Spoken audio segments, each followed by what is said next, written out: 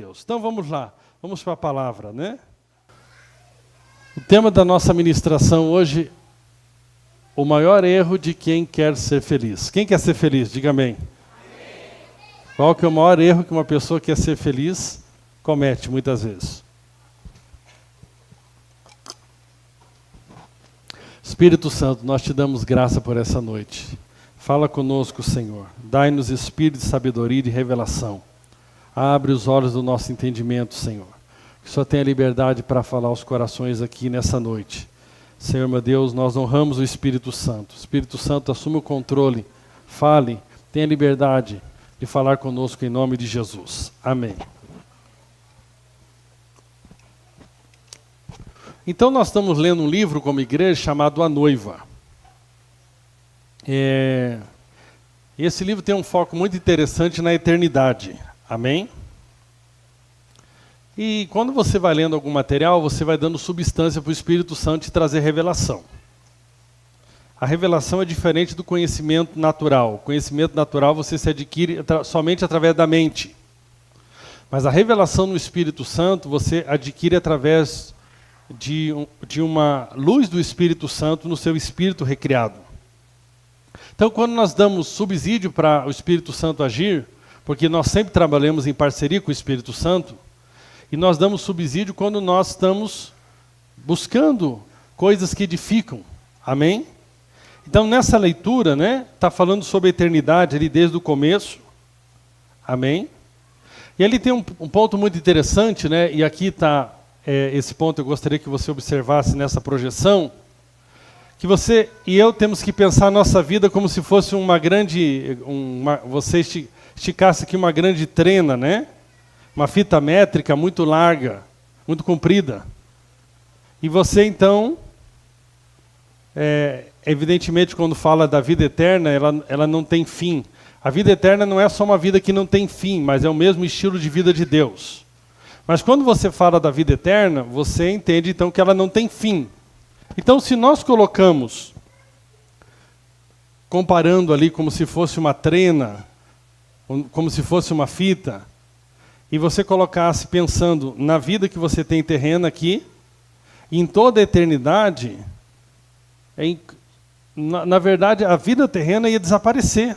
Se eu fosse marcar ali na trena um pontinho que representasse a vida terrena perto da eternidade, não iria nem aparecer a vida terrena, de tão curta e perto da eternidade que ela é. Agora, muitas vezes, quando nós não temos a revelação da eternidade, e isso acontece com muitas pessoas, mesmo aquelas que se dizem cristãs, parece que nós vivemos como se, ao morrer, nossa vida fosse aniquilada. Existem pessoas que acreditam que, ao findar da sua vida aqui na Terra, a sua vida será aniquilada. Então, se eu creio que a minha vida será aniquilada, quando terminar os meus dias aqui na Terra, eu vou viver de uma maneira. Agora, se verdadeiramente eu creio que existe uma eternidade, eu vou viver de outra maneira. Então, ter revelação da eternidade é algo muito importante. Amém? Muito importante. A palavra do Senhor nos diz que a nossa vida aqui na Terra, lá em Tiago, fala muito claramente sobre isso, que ela é comparada com uma neblina. A neblina é algo que vem, aparece repentinamente e logo desaparece repentinamente também. Então, assim é a nossa vida aqui na Terra. A grande questão é, será que na sua métrica de vida, na sua forma de enxergar a vida, você está considerando apenas a vida terrena ou você considera toda uma eternidade? Agora, o importante de tudo isso é que foi trabalhado esse assunto no livro, uma coisa que... Então, foi trabalhado esse assunto da eternidade, mas também foi trabalhado a questão de que o apóstolo Paulo fala em 1 Coríntios capítulo 3, verso 10. Algo muito interessante. Conforme a graça de Deus que me foi concedida, eu, como sábio construtor... Fala para o teu irmão, você é um construtor. Amém? Então você, cada dia, cada atitude, cada investimento seu, cada decisão que você toma, você está construindo algo. Lancei o alicerce e outro está construindo sobre ele. Contudo, veja cada um como constrói. Essa é a grande questão. Veja cada um como constrói. Porque ninguém pode pôr outro alicerce além do que já está posto, que é Jesus Cristo. E aqui nós não estamos mais falando para ímpios. O contexto aqui de Paulo está escrevendo à igreja em Corinto, não está escrevendo para ímpios, está escrevendo para cristãos, dizendo o seguinte: o fundamento ninguém pode colocar outro, é Cristo. Agora, a partir desse fundamento, como cada um de nós, como sábios construtores, estamos edificando a nossa vida sobre esse fundamento? Essa é a grande questão. Se alguém constrói sobre esse alicerce usando ouro, prata, pedras preciosas, madeira, feno ou palha, a sua obra será mostrada, porque o dia a trará a luz. Ela será revelada pelo fogo, e o fogo provará a qualidade da obra de cada um. Ou seja, o que nós estamos fazendo aqui na nossa vida, as motivações que nos levam a fazer o que nós estamos fazendo, elas serão checadas. Agora, isso é um ponto muito interessante, né? Que o texto diz no verso 14. Se o que alguém construiu permanecer, este receberá uma recompensa. Uma recompensa. Se a obra que alguém construiu for consumida, este sofrerá prejuízo. Prejuízo, diga prejuízo. Quem gosta de prejuízo aqui? Agora, uma coisa é você ter um prejuízo para um tempo que diante da eternidade nem aparece. Diante da métrica da eternidade, a sua vida terrena nem aparece. Agora, o pior é se você tomar prejuízo que vai impactar a sua eternidade. E aqui não estou falando de inferno mais. Porque o assunto do inferno se resolve ao você crer em Cristo. Mas aqui o texto está deixando claro que nós podemos, pela forma que nós construímos a nossa vida, recebermos um galardão ou sofrermos algum tipo de prejuízo. Que prejuízo é esse? Não sei. Porque a Bíblia não dá detalhes desse prejuízo, mas diz que tem um prejuízo. Agora, eu prefiro tomar um prejuízo no aqui e agora do que um prejuízo que possa impactar alguma coisa que eu poderia ter na eternidade e não vou desfrutar. Ok? Agora, esse aqui é muito importante. Se a obra que alguém construiu for consumida, este sofrerá prejuízo. Contudo, será salvo, como alguém que consegue passar pelo fogo. Amém? Então não está dizendo que você vai perder a salvação. Você será salvo. Amém? Então isso é muito importante. O apóstolo Paulo, que era alguém que tinha revelação da eternidade, ele escreve algo muito interessante em Filipenses, no capítulo 1, verso 12. Quero que saibam, irmãos, que aquilo que me aconteceu tem na realidade contribuído para o progresso do Evangelho.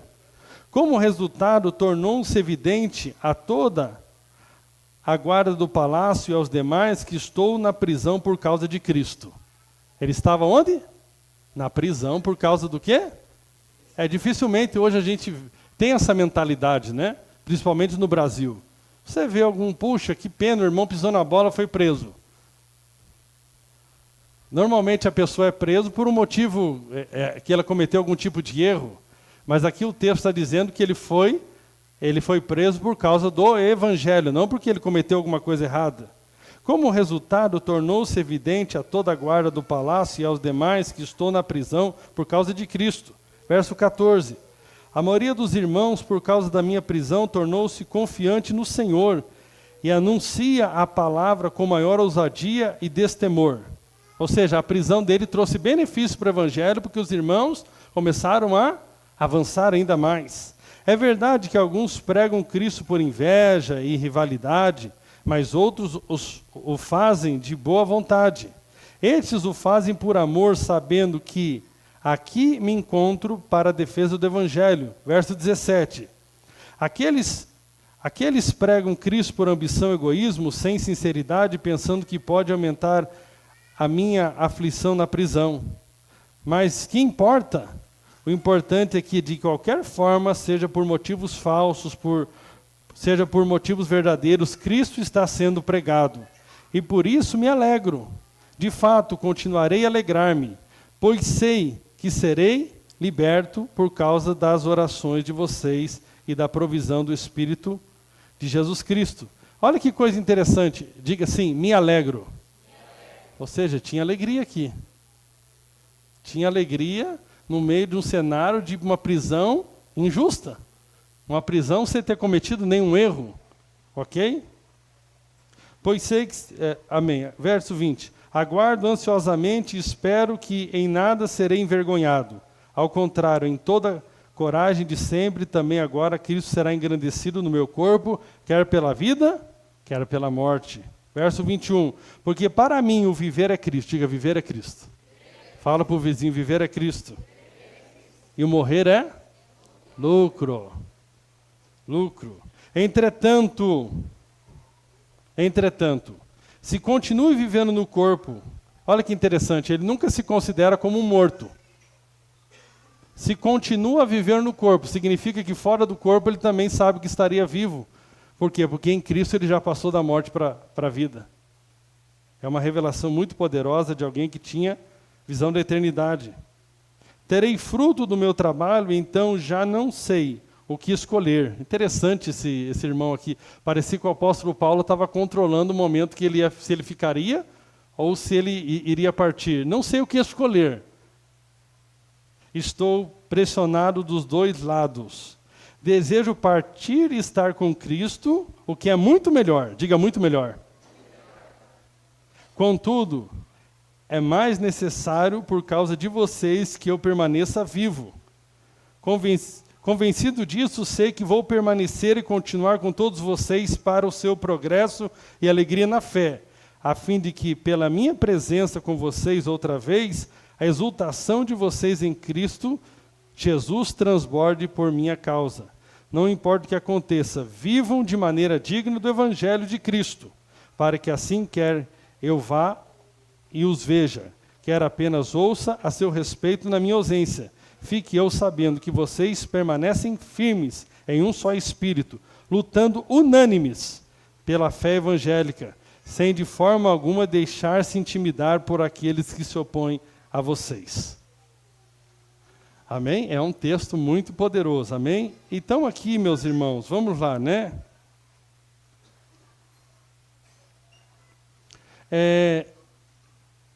Então você está entendendo aqui a eternidade como é algo glorioso, amém?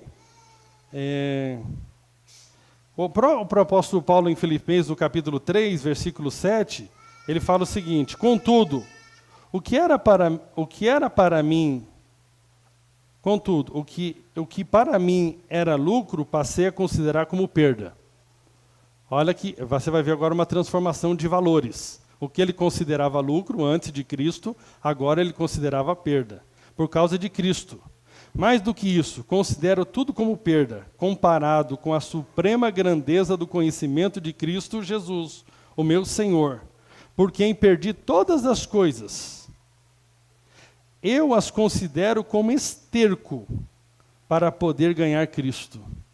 Ou seja, tudo que ele tinha perdido no mundo, ele considerava esterco perto de ganhar a Cristo. Amém? Muitas vezes nós estamos querendo só ganhar a Cristo para ter os estercos do mundo, tornando Cristo apenas um meio para alcançar o meu fim.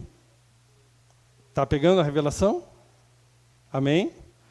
Eu estou te dando essa introdução aqui para falar aqui sobre esse tema muito importante. Deus não é contra o prazer, Deus não é contra a alegria, Deus não é contra o contentamento. Amém? Deus não criou nós para uma vida vazia. Ele criou eu e você para uma vida plena e abundante, mas Deus quer nos chamar hoje para uma renovação de mentalidade, para que, de fato, à luz do Evangelho, nós possamos viver uma vida plena. Em João capítulo 10, verso 10, diz: o ladrão vem apenas para roubar, matar e destruir, eu vim para que tenham vida e a tenham plenamente. Então a vida plena está em Cristo. Amém? Então o chamado de Deus para nós é uma vida plena. Mas nós precisamos aprender, como Paulo aprendeu, a discernir como ter uma vida plena. Amém? Como ter uma vida plena. E muitos têm cometido o maior erro. E aqui eu já vou te falar qual é o maior erro.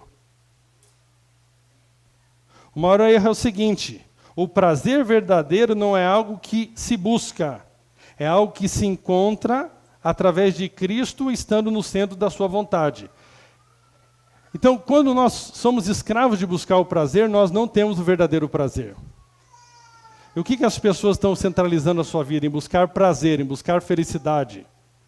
E quanto mais essas pessoas buscam prazer e felicidade, menos elas têm prazer e felicidade.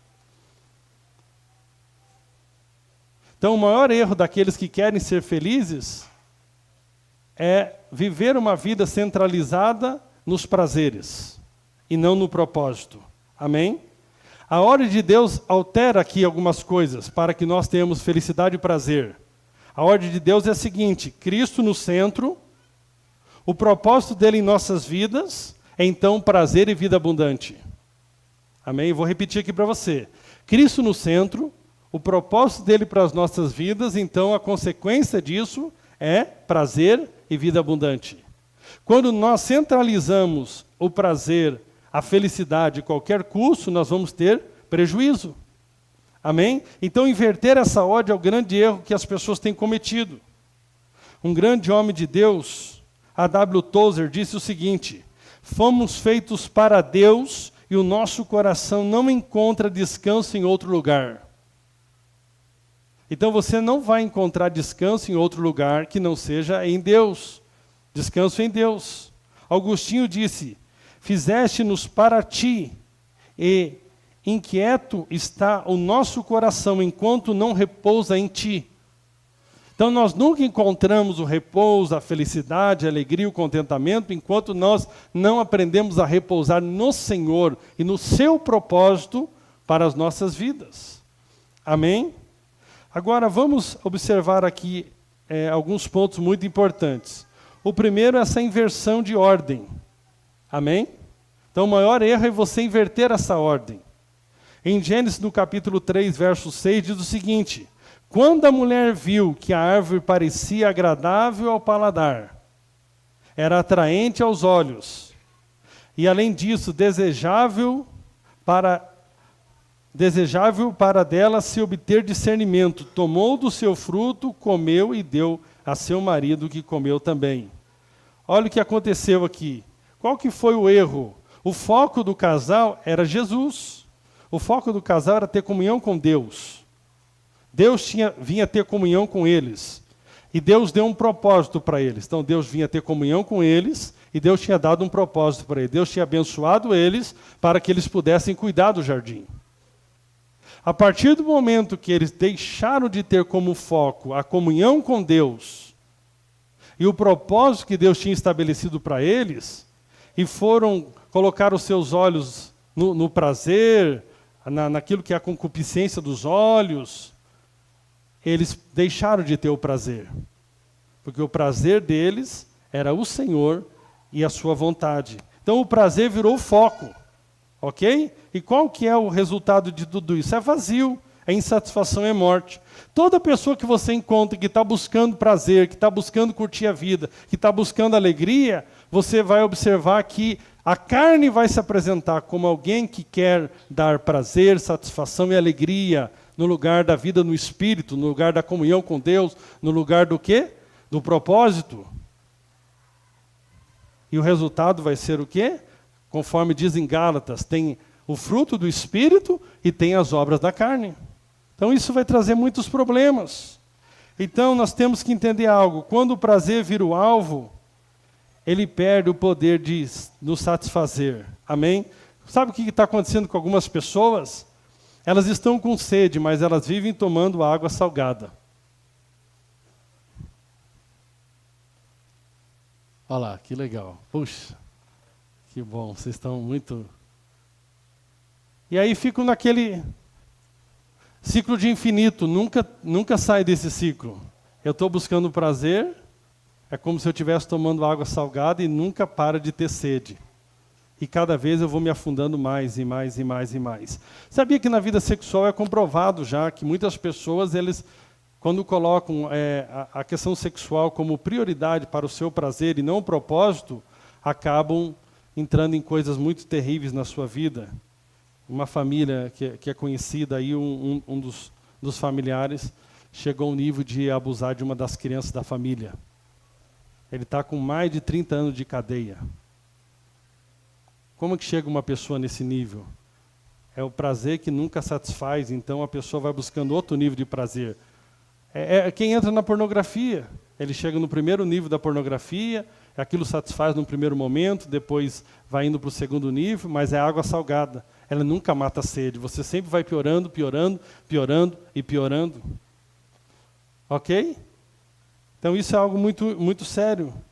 Agora eu quero reforçar isso para mim e para você. Deus não me chamou, não te chamou para uma vida vazia, mas para viver uma vida plena. Mas Ele dá o caminho para a vida plena. O problema é que mesmo sendo filhos de Deus, nós estamos buscando o caminho de forma errada. Então nós temos aqui duas propostas de vida. A proposta da serpente, que nós vimos o texto ali de Gênesis no capítulo 3.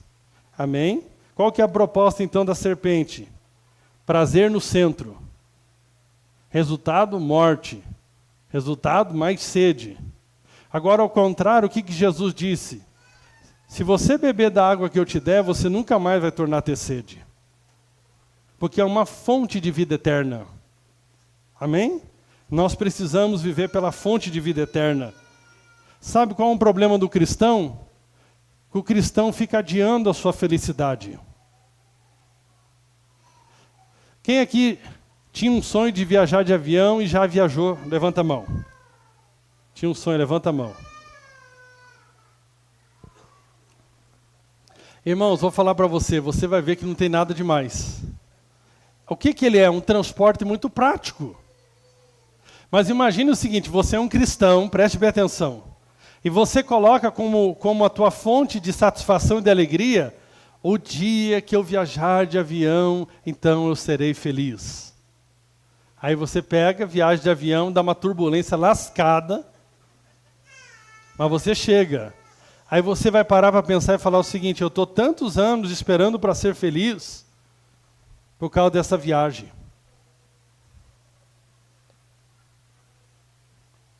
Isso é um problema. Enquanto você já tinha dentro de você toda a fonte de felicidade que é o Senhor e o seu propósito. Não adie a sua felicidade. Não cometa esse erro. Ok? O que a serpente fala para nós? Ok? Preste bem atenção aqui. Viva para você. A serpente aparece como aquela amiga do trabalho. Menina, você é boba. Viva para você. Viva para você. É ou não é? Pense mais em você. Como diz aquele louvor, né? Pense em mim. Oh, vocês estão pensando nessa música aí. Estão pensando no louvor. Você já observou que as músicas, principalmente essas sofrências, elas são para quê? Não é a igreja que tem que proibir você de ouvir uma música dessa, é você que tem que se proibir de ouvir uma...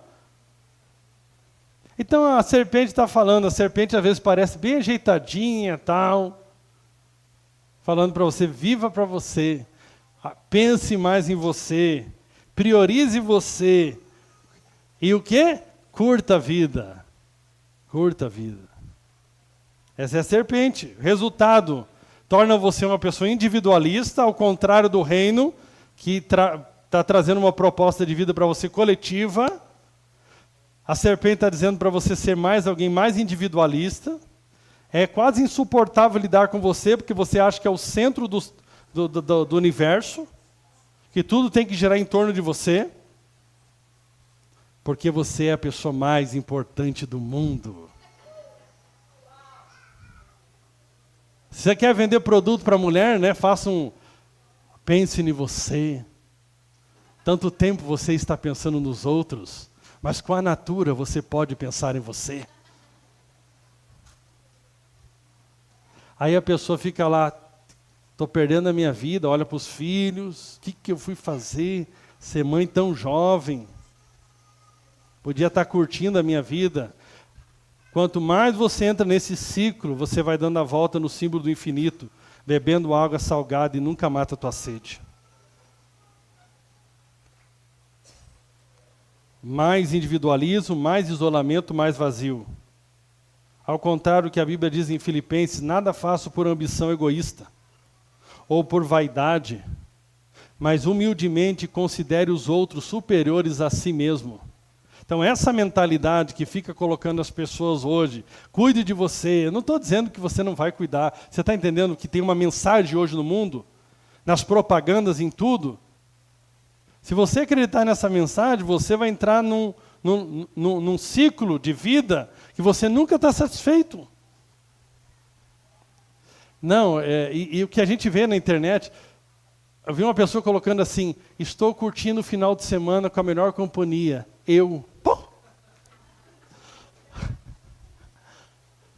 Isso é doença, meu irmão. Que melhor companhia, que doideira é essa? Sabe o que é isso? Deixa eu falar para você. Sabe qual que é o espírito do anticristo? Sabe qual que é o número a marca da besta? 666. Sabe o que é 666? Número 6 é o número do homem. É o homem pensando que é Deus. É o homem no centro de tudo. É o humanismo.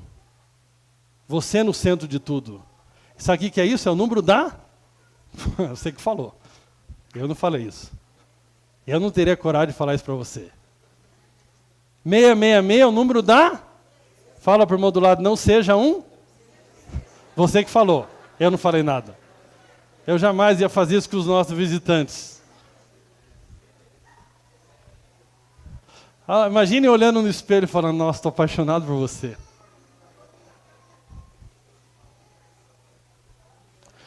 Isso destrói casamento. Você acha que sempre o seu cônjuge está aquém do que você. Meu Deus, eu sou o cara. Eu merecia mais, eu preciso mais tratamento, mais atenção, mais e mais. Teve uma sorte grande de estar comigo. Eu Cleberson.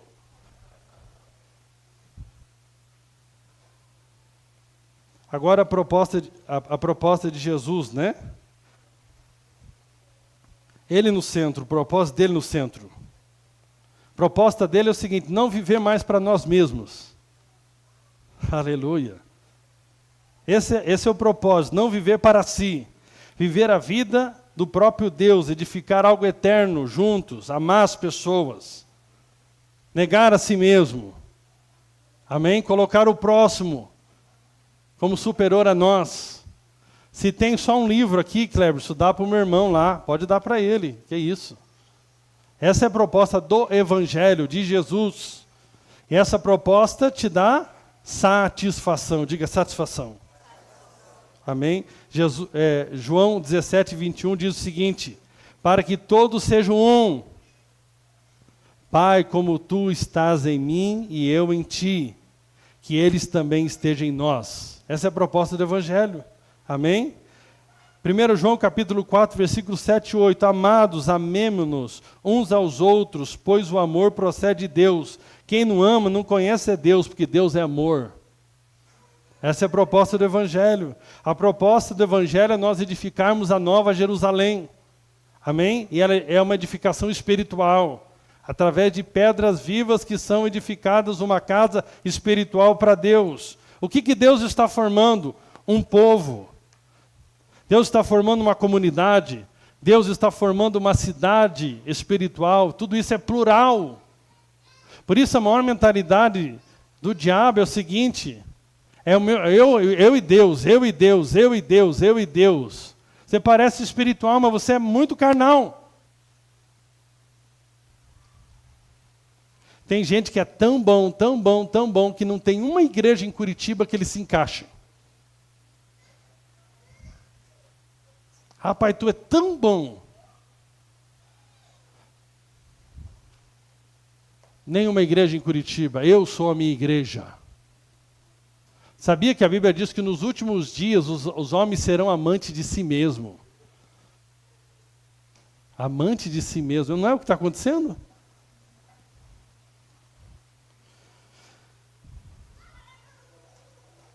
Jesus revela claramente onde está a satisfação.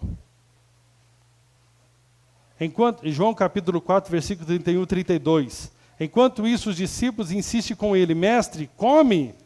Mas ele lhes disse, tenho algo para comer, que vocês não conhece. Disse-lhe Jesus: a minha comida é fazer a vontade daquele que me enviou e concluir a sua obra. Jesus estava com fome? Estava. Jesus estava cansado? Estava. Mas Jesus estava satisfeito. Paulo estava preso? Estava, mas estava satisfeito. Sabe por quê? Porque a satisfação não era o foco, é o resultado de que quem está em Cristo e cumpre o seu propósito. Amém? Você está entendendo isso? Um grande homem de Deus, André, disse o seguinte: quando você encontra o propósito de Deus, encontra uma satisfação que nada mais pode dar. Eu nunca esqueço, uma vez um familiar meu me ligou de manhã chorando. Ele falou bem assim: hoje eu preguei o evangelho e uma alma se converteu. Ele falou assim: eu nunca senti tanta alegria na minha vida. Meus irmãos, o que a irmã Irene já foi usada para salvar a gente aos 47 do segundo tempo. No primeiro momento ela não entendia direito, não. Mas que Deus já usou ela para a glória dele, para salvar algumas pessoas, foi 47 do segundo tempo. Não tem satisfação melhor do que essa. Não tem. Amém? Então, no Evangelho, o prazer não depende das circunstâncias. Nós podemos encontrar Jesus tendo prazer em meio a circunstâncias diversas. Nós podemos encontrar Paulo tendo prazer em meio a circunstâncias diversas. Por quê? Porque a satisfação do Evangelho começa dentro. É um fruto. É a alegria do Espírito Santo. Eu quero chamar você hoje, a partir de hoje, a viver uma alegria que começa dentro de você, que transborda dentro de você, que não depende mais de como está a sua conta bancária, que não depende mais como é que, se você vai fazer aquela viagem para tal lugar. Tudo isso pode acontecer, mas é uma alegria que transcende qualquer circunstância natural. É a alegria de conhecer a Jesus e estar no centro da sua vontade. Amém? Isso é uma alegria maravilhosa. Fazer a vontade de Deus satisfaz. Amém? Isso que satisfaz. Como que o coração do homem se desvia? Nós estamos indo para o final aqui.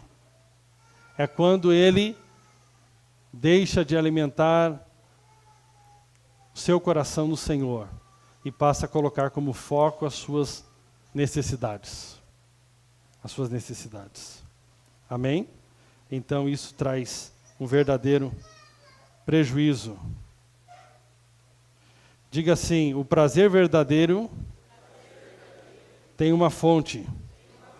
Amém? Quer ter prazer? Quer ter uma alegria inabalável? O texto de Salmos 37:4 diz o seguinte: deleita-se no Senhor. Se deleitar no Senhor. Amém? Quando nós ficamos falando aqui de mover de Deus, de servir criança, de amar pessoa, de cuidar de gente, você está achando? Você não pegou a sintonia de Deus ainda. É isso que vai te trazer satisfação. Amém? É isso que é a verdadeira satisfação. Você nem se preocupa com alegria, você não se preocupa com paz, você não se preocupa com nada disso. Você só se preocupa em deleitar-se no Senhor e fazer a sua vontade. E qual que é a vontade de Deus, irmãos? É edificar essa nova Jerusalém, essa casa espiritual, a igreja. Essa vida em comunidade de uns aos outros. Em contrapartida, existe a vida do isolamento, do ego e do orgulho. Amém? Mas Deus te chama para viver uma vida para a glória dEle. Amém? Os irmãos do louvor podem chegar aqui. Amém? Se coloque de pé em nome de Jesus.